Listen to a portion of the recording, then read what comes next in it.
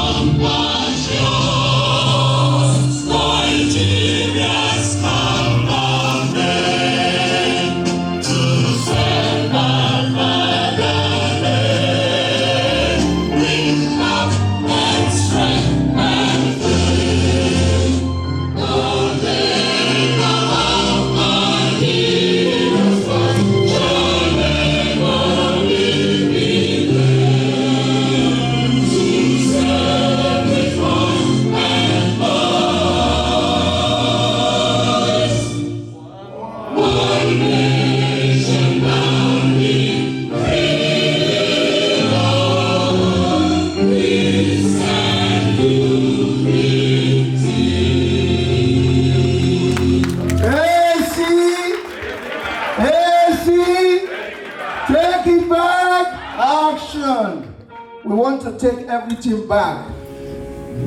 How do you introduce somebody who needs no introduction? There aren't very many people in Nigeria that go by one name. And for the 30 years that I have had the privilege and the honor of knowing the person that I'm introducing, he has gone by one name. Some of us know him as Sowore. Actually, most people know him as Sowore. But for those of us who have known him for as many as 30 years from his days in the University of Lagos, we just call him Sho. That's all we do. We just call him Sho. And it is incredible to me when I think about him, and I think about him a lot, that for the 30 years that I have known him, the courage that people see today did not just start. This young man was as courageous as he is now as he is now, he was exactly displaying those qualities in 1989 and in 1990, in the periods that I got to know him. Where do I begin when we're talking about Sowore? I went to the University of Lagos, that's when I met him. I got to Unilag in 1990. By the time I got there in 1990, Sowore had already been in lag for 1 year. But for those of us who came in the 1990 set, there was a name that was already percolating as the name of somebody who was already displaying incredible leadership qualities.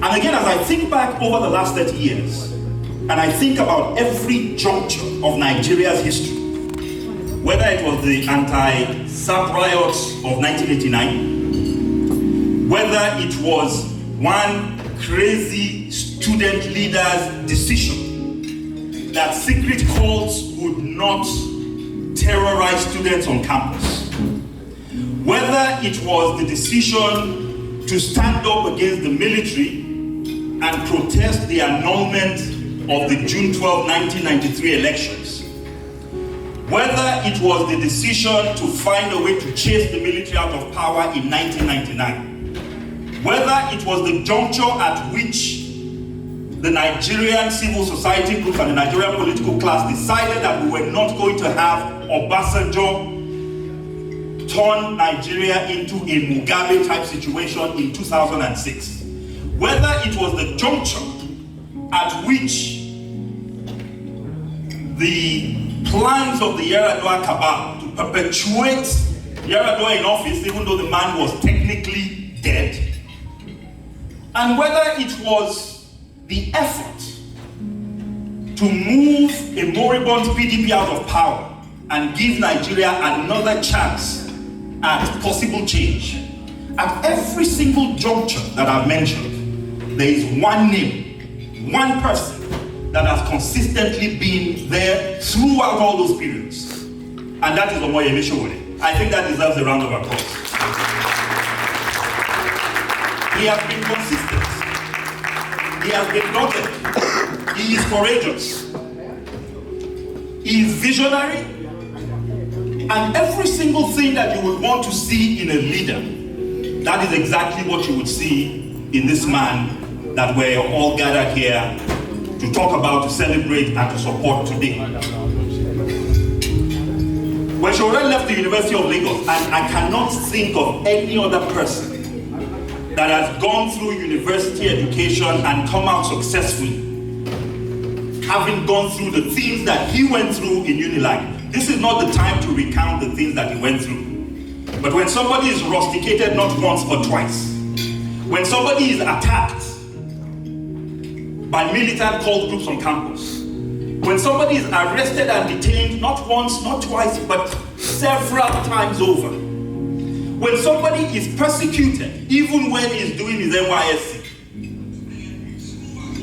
when somebody moves and comes over to the United States, but never forgets the dream and the vision of turning Nigeria into something better, when somebody decides that what he wants to do is to now revolutionize the way media is done, when he started telling us in 2006 that he had a vision called Sahara. Now, when Sowore talks to you, the idea might sound crazy, but you have to take him seriously. Because he doesn't think in binary terms. Sowore is a big thinker. And the dream that he birthed in 2006 is now a reality that has changed the way media is done, not just in Nigeria, but across the whole of Africa. For those of us who didn't know Sowore when he was in school, many of us got to know him through his work at Sahara Reporters. And every person in Nigeria, every person in government, every political leader in that country will tell you that the fear of Sowore is the beginning of wisdom.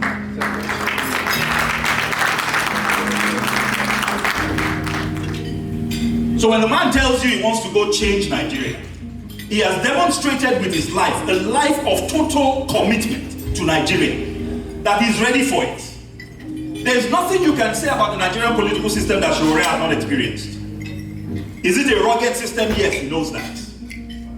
Is it a ruthless system? Yes, he knows that. He has been in and out of Nigerian detention cells frequently, so he understands what it is. Is it complicated? Yes, he knows that. But is it possible? He also knows that it's possible. So not only does he have the courage, not only does he have the experience, he also has the intellect. And I will go back again to the question of Sahara Reporters. Sahara Reporters is not just an organization that reports the news, it is also setting trends. That is the only Nigerian organization that has been syndicated and where news has broken first on Sahara, that has been picked up by agencies like CNN, like BBC, and global organizations. And not only has Sahara Reporters impacted politics in Nigeria, it has also been directly responsible for the enhancement of democracy in places as far-flung as Gambia, and of course in Zimbabwe. So when you look at Zimbabwe today and you see the democracy they have, you can tie that back.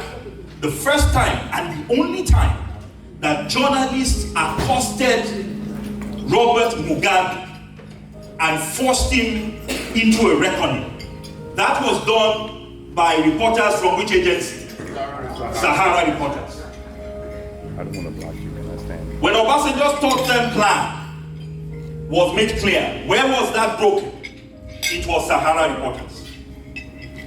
When Yar'Adua was technically dead, and the cabal around him was hiding that fact, and no Nigerian newspaper had the courage to report on it because they understood what it meant. The only place that Nigerians looked to get the truth was Sahara Reporters. And why is Sowore doing this? It is time for us to stop telling the news, and it is time for us to start making the news. It is time to step out from behind the keyboards and to start leading the struggle and the movement. We started getting calls from all over the world. Suddenly, Nigerians all over the world also want to have their own Diaspora convention. They are saying that the people in the US cannot appropriate their fundamental diasporic rights by claiming to be representing the diaspora in the US, whereas there are people in diaspora in places like Japan, Australia, we have them in Nepal, India, China, they have in the United Kingdom, Scotland, South Africa, Russia. So what we have to deal with is how to divide our time, the little time we have left, to visit all the diaspora conventions that have been planned, to challenge that of New York that we have today. But it's a good problem to have, because where we cannot physically be, we'll be in spirit. I'm not going to say much, but to also add my own calculations onto how we can fund our campaign and defeat the old order. You see, when we went to Nigeria, when we started, one of the things we were scared with is where will you get money to challenge these people?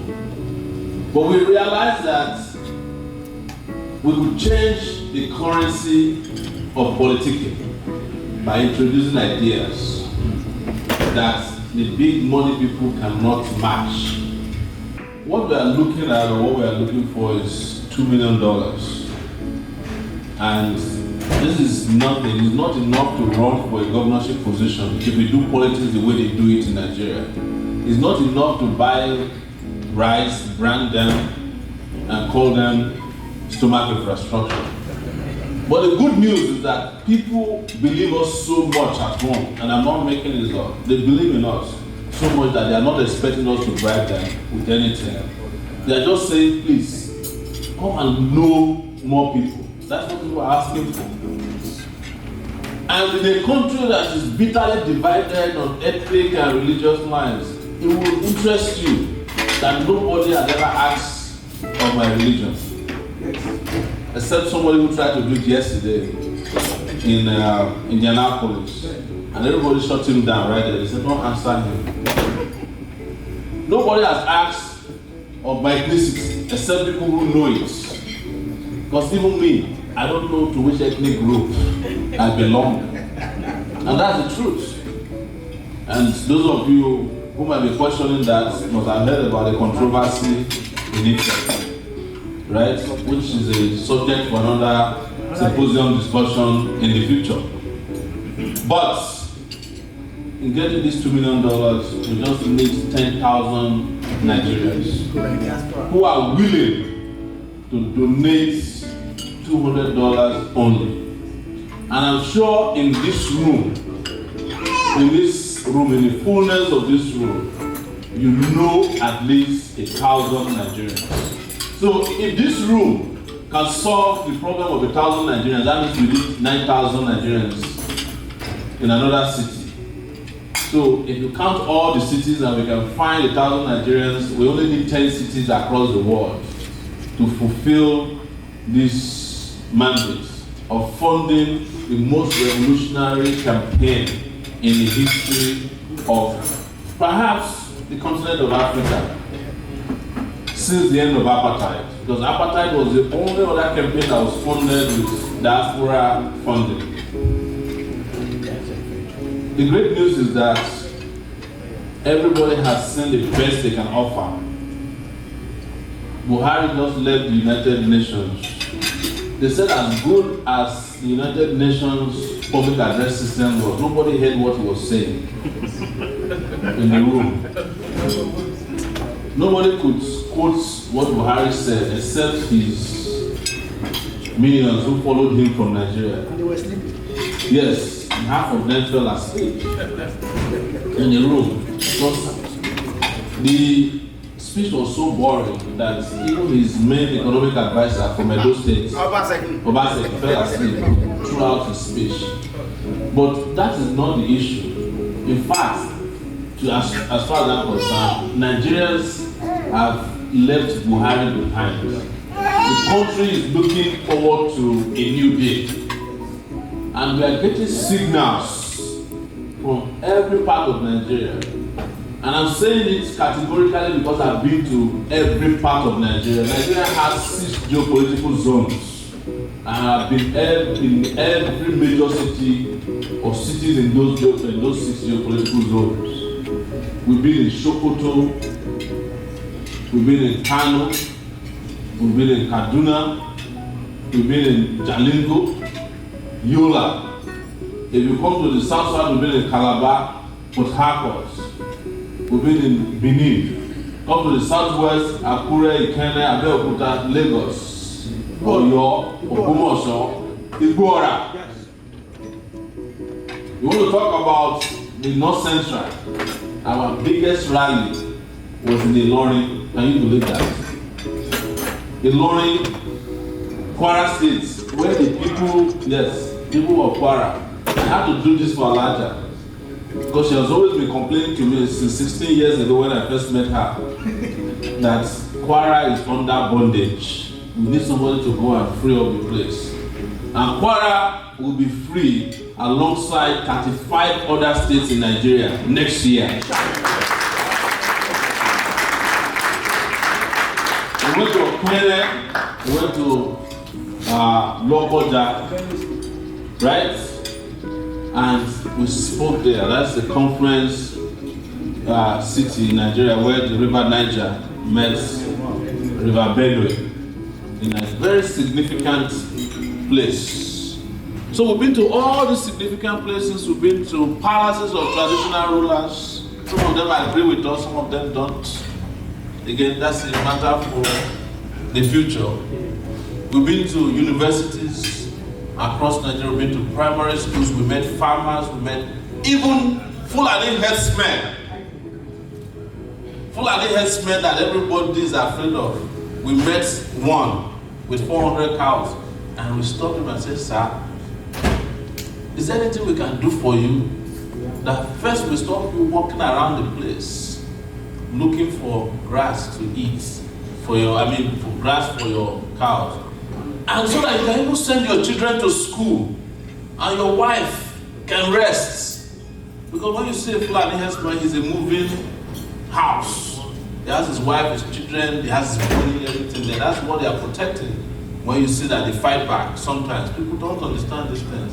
And he said something to me I could never forget. He said, "This is the first time anybody ever asked me what I want." He said, they just take it for granted that we are criminals. But we are not. But nobody talks to us. I said, "But what about your brother Buhari?" He said, "Forget that one. He doesn't even know who Buhari is because Buhari has not done anything that has an impact on his life." And I asked him right there, this is between Yola and Jalingo. I said, "What if we create a ranch, put you there, and your children can go to school and you can make your money?" He said, "I can't wait."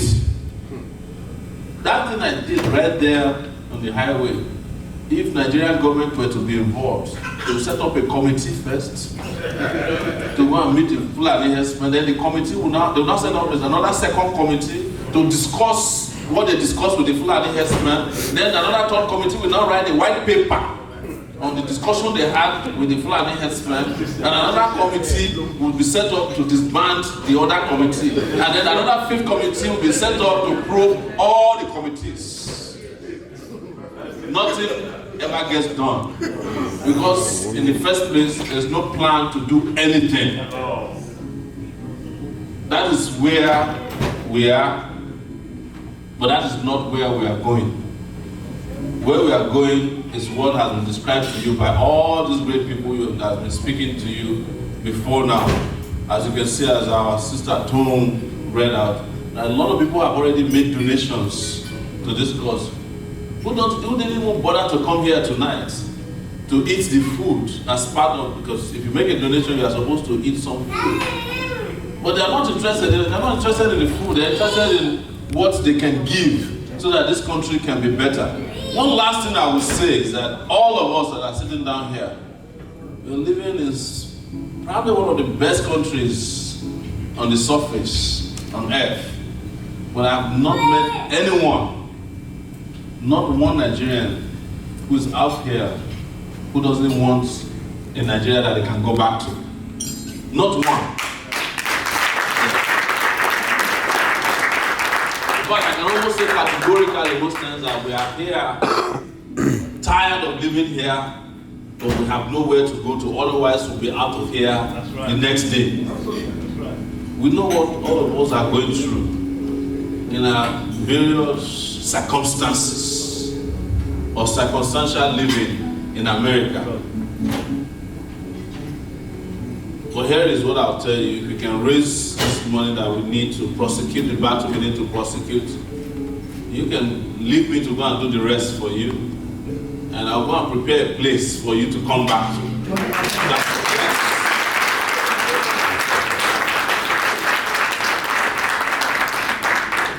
Don't worry about my security because my conscience will protect me. Yes.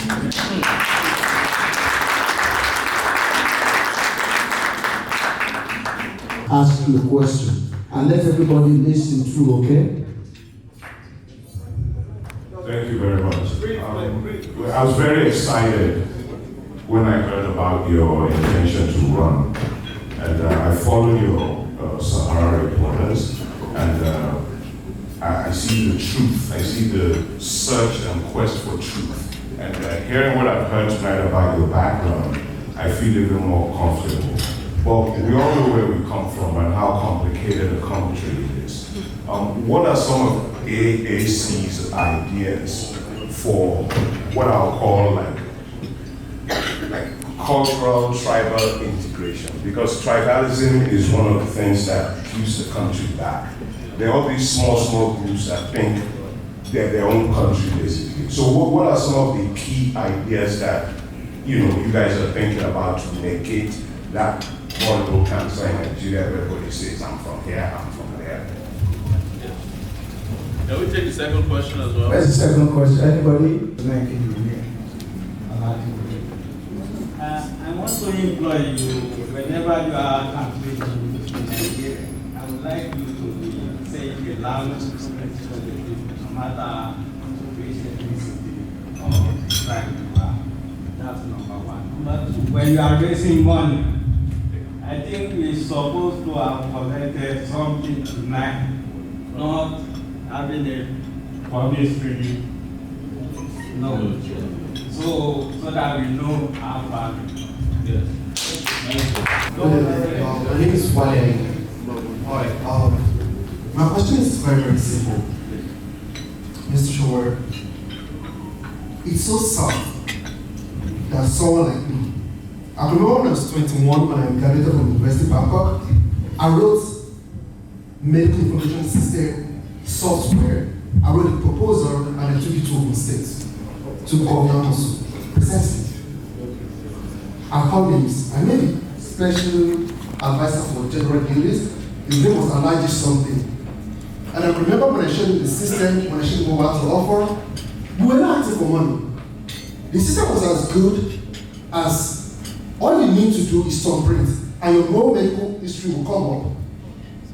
You actually get free medical care because from your salary we made it in a very, very, I can't go into details because everybody has to speak, but made it in a very, very simple way that the city will pay nothing and there was nothing that about it. Likewise, we take different proposals. We're not asking for money.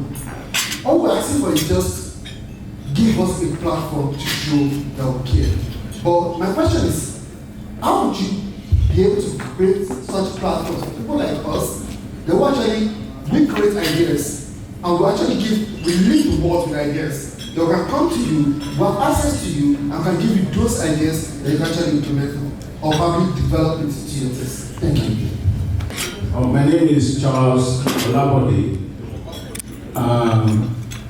I'm excited about your candidacy, but the thing is, it's primary going on in Nigeria right now, and what is AAC doing about winning the primary election?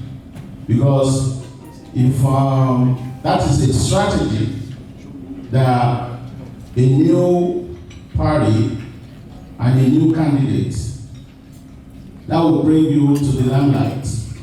You know, if you win in a local or in a state election, then you can capitalize on that, and that will take you national. So what is your strategy as regards that? The question of the last question. We are having our own, the equivalent of our primaries will be next weekend in Lagos. We'll have our national convention, and if any candidate shows up, apart from myself, they're entitled to run against me, and we'll do a primary election, and a winner will be announced. If what we are referring to is what happened in Osun last week, we were registered about 6 weeks ago, and INEC made it clear that we cannot participate in the Osun state election because they had already closed the nominations for it before they announced the new political parties. So there's no way we could have participated in Osun election. With regards to other elections that we are eligible to participate in, we are going to participate. One thing people should understand very clearly was that when we started as a movement. As a matter of fact, we were looking to join a party when we got legal advice that we can still register a party within 30 days. And if they don't respond to us, we become a political party automatically. And that's how we went for the registration of the party. And we were one of the parties announced among the 23 new political parties that took Nigeria to 91 political parties. But if you look at it today, if you are listening to chapters around the country, if they mention APC, which we know is heading into oblivion, and they mention PDP, which is already moribund, the only party that you hear about in Nigeria is AAC. And we are proud of the work we have done, and we really, really appreciate all of our foot soldiers who are out there fighting to get this party to every nook and cranny of Nigeria in people's eyes and hearts. And that is very important. I go to the second question about creating a platform or an enabling environment for people with ideas to flourish. As someone rightly mentioned today, you've heard about Professor Patrice Lumumba in Kenya. He's very popular on Facebook. He says in Africa, people with ideas have no power, and people with power have no ideas. One of the things we will do at our level in the AAC is that we will actually create a position for a chief innovation or technology officer in Nigeria, who can receive, his office can receive this kind of ideas, look through them, and see if they will fit into our intention to get Nigeria technologically wired everywhere in the health sector, security sector, infrastructure, and electricity and power. So you won't be roaming about. We are lucky that they didn't steal your idea completely and turn it into their own, which is what they do. But the problem is that they have with us that the kind of ideas we have, you can't even plagiarize them. If you steal them, you can't implement them because they don't know the code. They don't know the password to our own ideas. The level at which we are operating is higher than the level at which they are operating. That's why we are not worried. Now you see that they've tried very hard to steal a number of our ideas recently, but they are struggling. Minimum wage that they tried to even pay, they couldn't do it at 58,000. And we have an agenda to pay 100,000 naira as minimum wage, which is equivalent to $300 per month. Peanuts. Second suggestion about speaking at local dialects we are trying. There are 250 local dialects in Nigeria to speak. So, you know, I'm doing Yoruba. I have a little bit of Hausa, and you understand a little bit of Igbo. You know, Igbo Kwenu. What's going? So we go into all these areas, we ginger them all. But the bottom line is that beyond just speaking our dialects and language of people, our people also want to understand that they have new leaders who are willing to speak for their aspirations for a better future. And we're doing a great job at that. In places where we can't speak the language regularly, we even hire interpreters. I agree with you. English language is not our language. It is language that was imposed on us by slave masters and eventually the colonialists. And that is why sometimes I don't have stomach for people who are on social media saying that, oh, you don't speak English the way the Queen is speaking in England. Do the English people speak Yoruba? No. So it's part of where we are going. We'll get to a point where we will have to be speaking our own language because we can teach mathematics in our language. We can teach chemistry in our language, physics in our language, computer science in our language. People have said that, even in Yoruba, that the Ifa corpus has some computer dimension to it, you know, but that's again something we'll discuss in the future. How do you integrate tribes? The issue of tribalism. That's a very great question. But do you know why I don't feel bad about tribalism anymore? I think tribalism has gone round, and Nigerians have seen the futility of tribalism. Sometimes you have to thank the likes of Buhari and Jonathan for the reason why Nigerians are no longer thinking tribally. A lot of Nigerians are now thinking globally because they have discovered that even their own potentials cannot be achieved within this conclave of ethnic sentimentality. That for you to make it in the world, you have to reach out to other people. For you to become somebody, you can't continue to be just a Yoruba man who only talks to another Yoruba man. It's not going to happen. For you to understand the way the world is working, you have to go beyond being an Hausa man. And Nigeria, courtesy of the likes of Buhari, came to practice the worst form of tribalism and nepotism. Because today in Nigeria, you can't get a job in the federal government politically if you don't speak the tribal language that Buhari understands, or if you are not part of that cocoon of his family and nepotistic circle. And that is what led to, for example, what they call zoning. And zoning is It's lazy man's approach to politics in Nigeria. When somebody cannot campaign on a national level, we start looking for a zone under which to hide to become president. So what do we do, which is what I will answer finally regarding tribalism? Do justice to every tribe in Nigeria. If they get justice, every tribe will become one in Nigeria.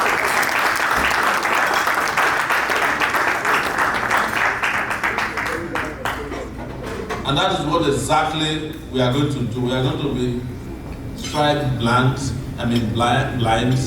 We are going to be religiously blind to anybody.